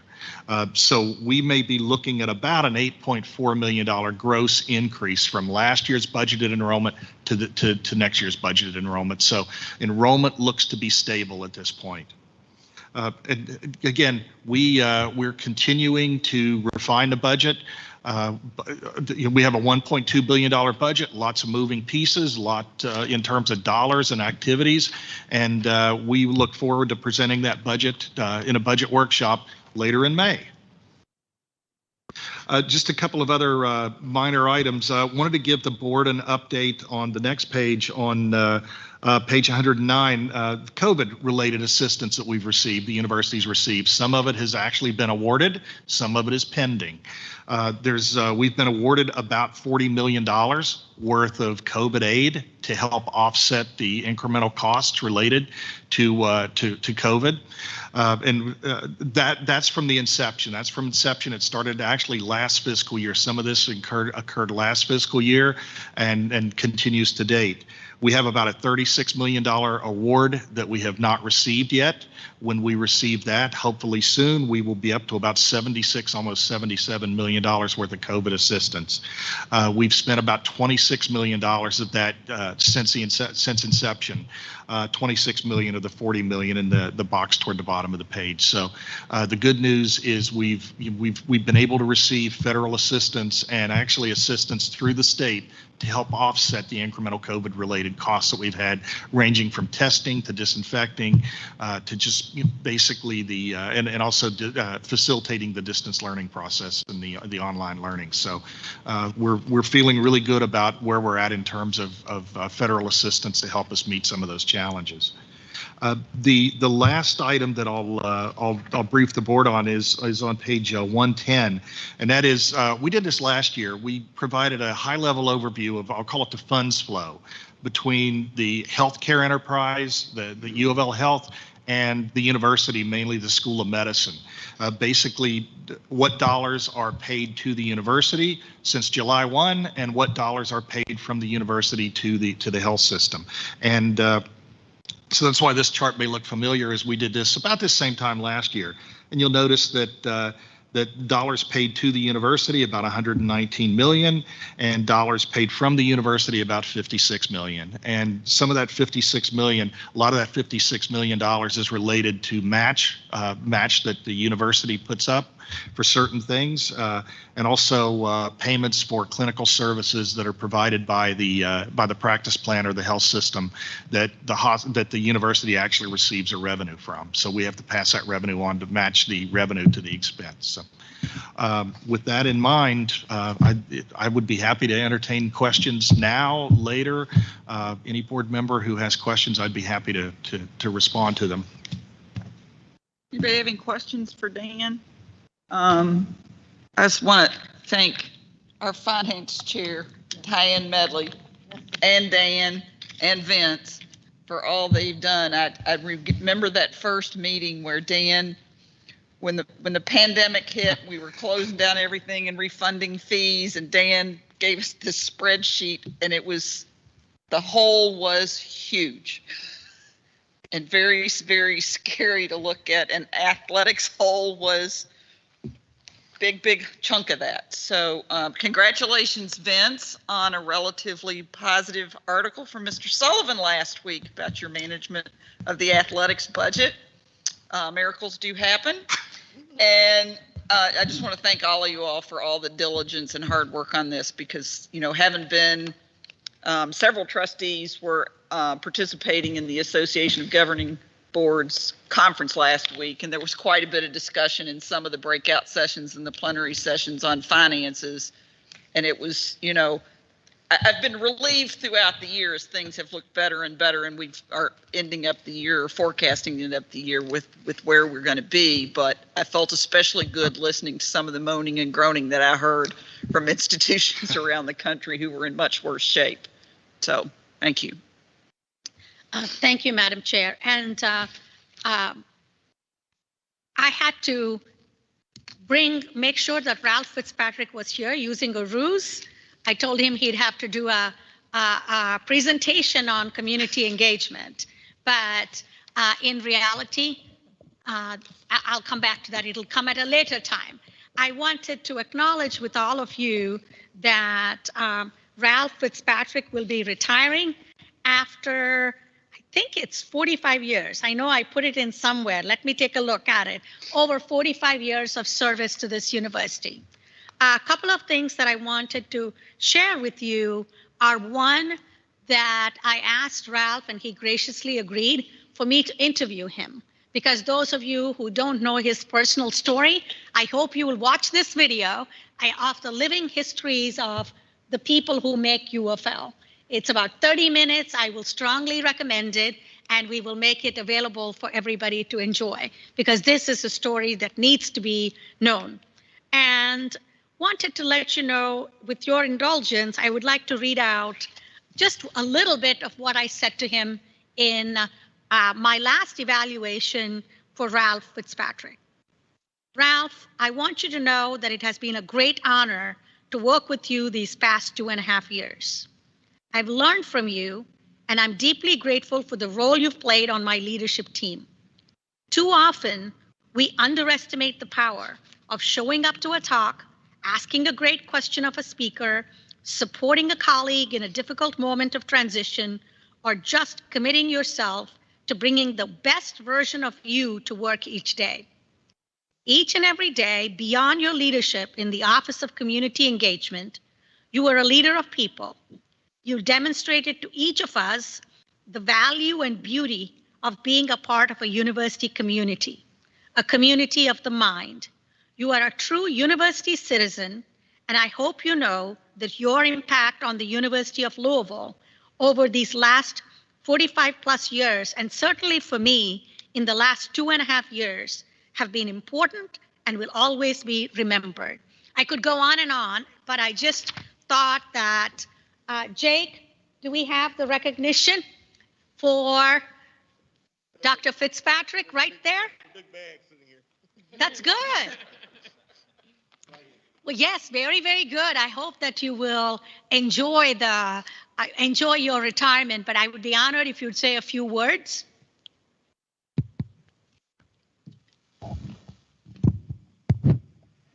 Well, first of all, thank you, Neely, for your very kind words today.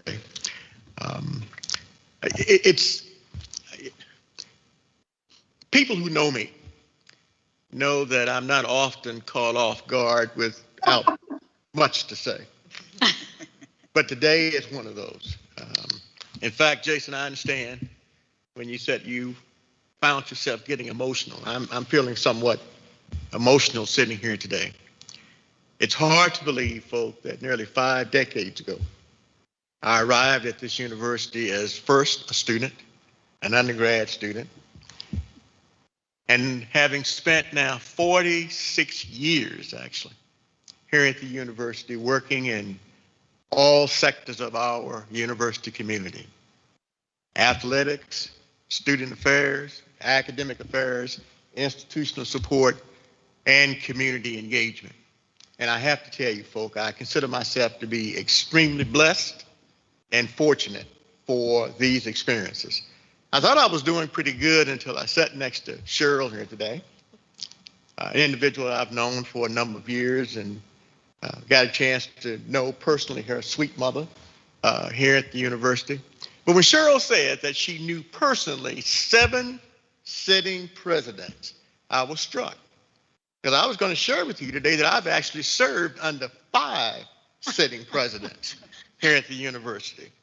But I thought about it, Cheryl, when you commented. I actually know the other 2, I bet that you know as well. When I arrived at this institution in 1970, Woodrow Strickland was the outgoing president, to be followed by James Greer Miller. So those were the other 2, in addition to, in this case, Don Twain, John Shoemaker, Ramsey, Postal, and now, of course, Dr. Benaputi. Learned a lot about our community, our engagement within our community. You've heard updates today from Kevin Gardner about some of the wonderful things that are taking place. I know the president will be sharing in even greater detail and depth activities that are taking place in our community. But I want you to know, board, today, that our university, like in the 1970s and mid-1980s and 90s, this university continues to step up to the plate. And I'm proud of that. I'm proud of that. The footprint of our university is huge. I dare say not much takes place within this community, whether it's in education, whether it's health, whether it's economic development, social human services, without the university's footprint and hands-on, if you will, going forward. And I suspect that that's going to continue, Neely. There's no doubt about it that so goes the state of Kentucky, as Angela has already pointed out. So goes, in this case, our University of Louisville. We're there. So with that in mind, I would be remiss, Neely, and I know the report's coming, but just to give a shout out to our team and our partners down at U of L Health and the U of L Health Sciences for stepping up during the pandemic that we just experienced in the past year and a half. I think about the School of Business joining forces with One West and working, if you will, to address economic development issues and challenges in our community. I think about our School of Education, the School of Dentistry, Medicine, if you will, and others who continue to work with our Signature Partnership schools. And I dare say that's why, I am so impacted and touched by this university community. And as I close my brief remarks, Neely, I just want to challenge each of us today around this table, our board members, our faculty, and our team, to continue to embrace this, our community, our state, our region, as well as our nation. The reality of it is we've done much, but there's much yet to be accomplished and to take place. When we take 1 + 1, we can clearly make it equal 3. And I know that's funny math. It's funny math today, but it's true. And the reality of it is what we've learned is that U of L has a lot to offer, but our community likewise has a lot to give back in return. And when we do that, and we do this in the right spirit, in the right manner, we will indeed be able to demonstrate some progress. And the one thing that I caution on is being careful about what we commit ourselves to, okay? I like to think of it often. I was told by an individual, make sure that what you promise, you can and will deliver on. And this is something that I know our community has come to lean on. So again, Neely, thank you. Thank you. Thank you so much for receiving me as a part of your team. I'd like to thank my colleagues around within the university community, within the president's cabinet, the senior leadership team, our deans and our vice presidents for their support down through the years, and board, likewise, thank you. Look forward to working with you still, Mary, on Evolve 502 and some other issues and other opportunities, if you will, to come about. You have in Ralph a cardinal for life. So do keep us in your prayers. Have yet to know and figure out what I'm going to do when I grow up, okay? Yet to figure that out. But I do know that my wife, Brenda, and I will celebrate our 50th wedding anniversary, this coming August. And I promised her that we're going to travel a little bit. And I got a little bit excited last evening when she was sitting down and when she said, Ralph, we're going to do this, and we're going to do that, and we're going to do this, and we're going to do that. And I thought, I need to call Neely back and ask if I could take back that resignation. But again, love you all. Thank you for your kind gift. And remember that I'm only a whisper away. Thank you, Neely. Thank you so much, Ralph.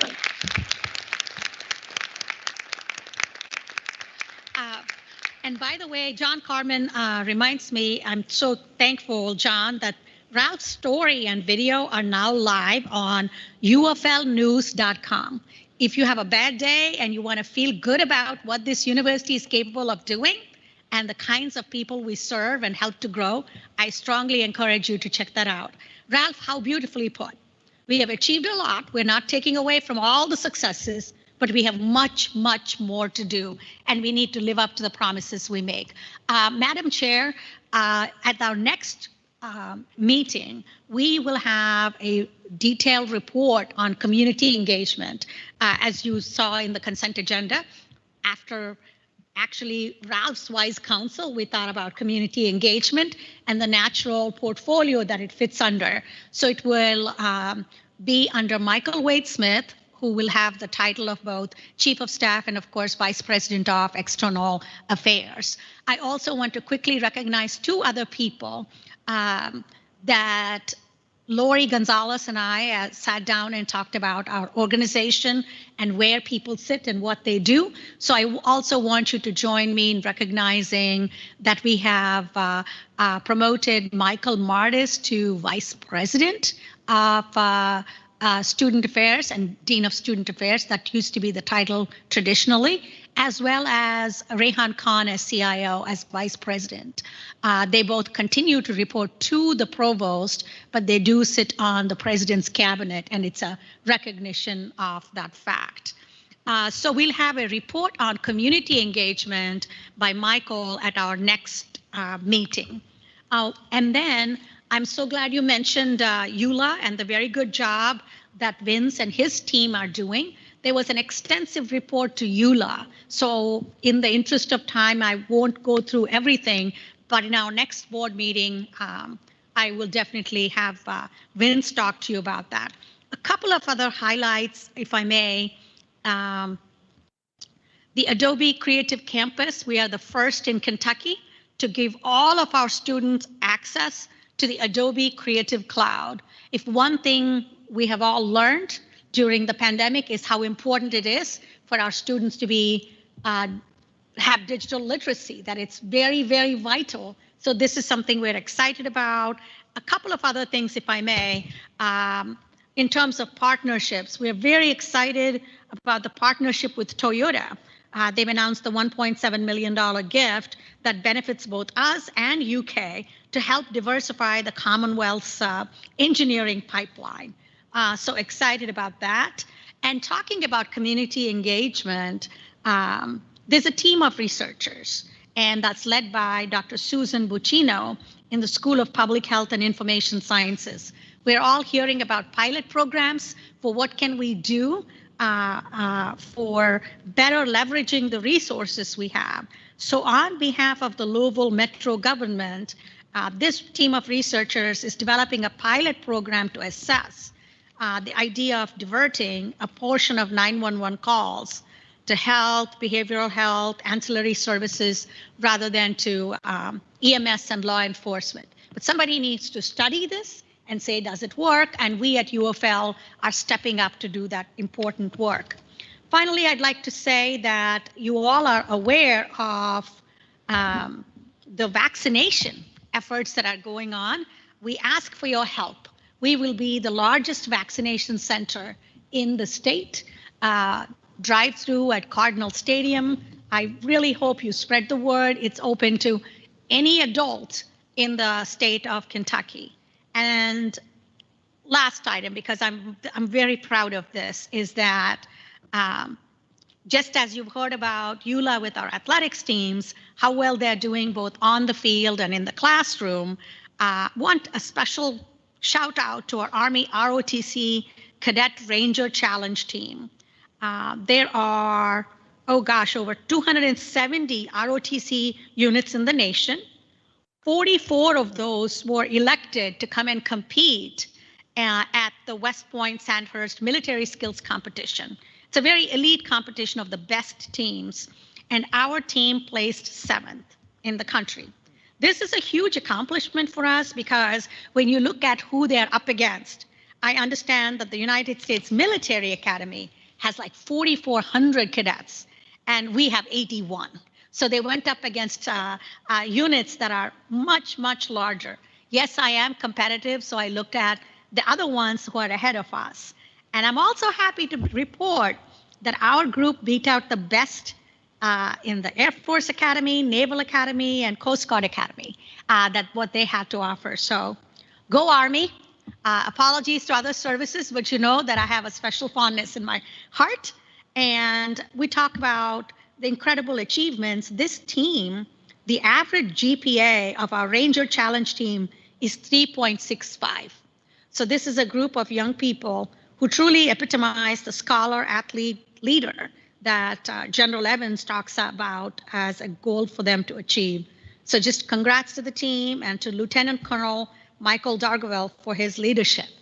As we go through our board meetings, I'm going to make a point of highlighting a separate entity each time. There are so many points to celebrate, but I just wanted to acknowledge the service of this group. So you'll have reports from my leadership team at each board meeting, and next time will be Vince and Michael, and of course our provost, Dr. Gonzalez, who will have a lot more to share. Thank you, Madam Chair. That concludes my report. Thank you, Neely. Next is a report of the chair, and this shall be brief. I'm going to start by just giving my thanks to Ralph. No one, not a single person, made me feel more welcome when I joined the Cardinal family than Ralph Fitzpatrick. So thank you, and I am grateful that I will continue to see you on another board. I just have some reminders.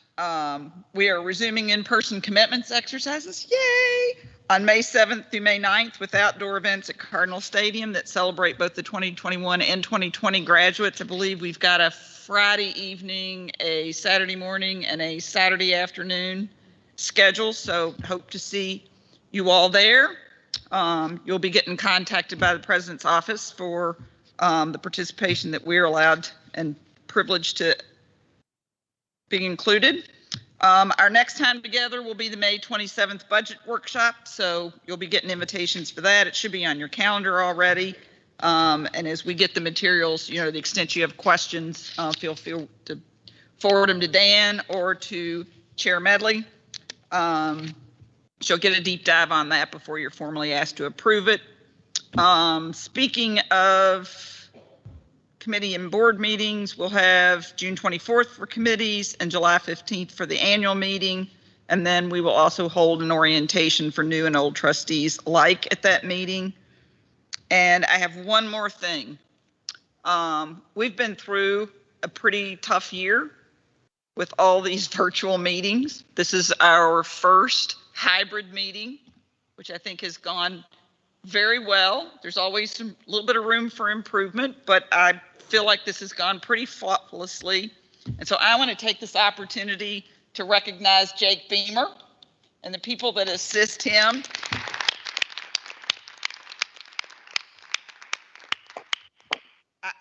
I know I talked to Jake a lot before these meetings, and I still don't have a clue as to all the things that go on behind the scenes to make this go smoothly. And we are incredibly grateful to have him and his team take care of us. So thank you.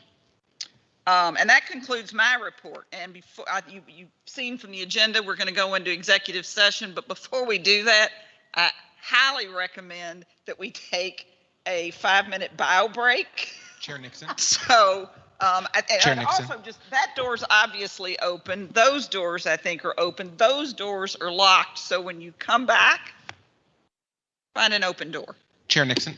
Yes. Why don't we adjourn for the executive session and then we'll take a break and then come back once we do that. So you want me to go ahead and do the approval to go into executive session? Okay.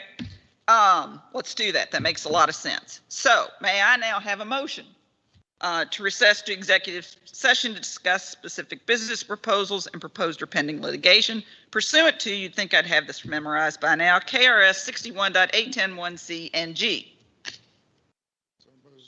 Second? Second. All those in favor, aye. Aye. Any opposed?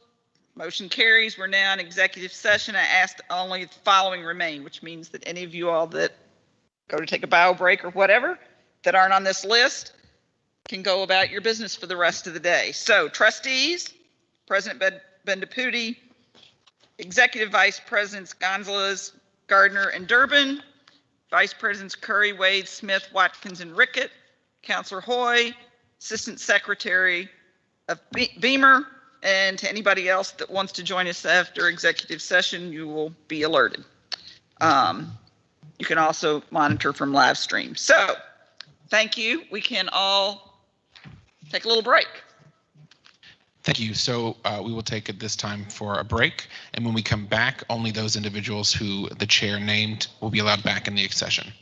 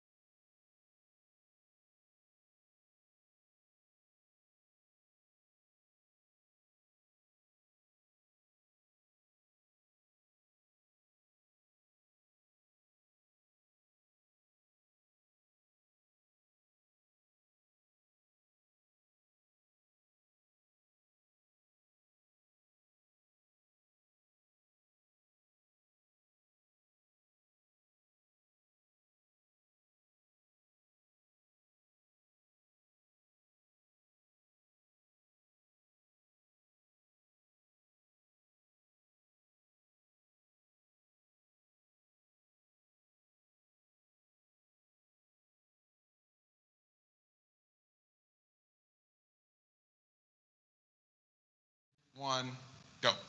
Okay, we've come out of executive session where we discussed business proposal and pending litigate or proposed litigation.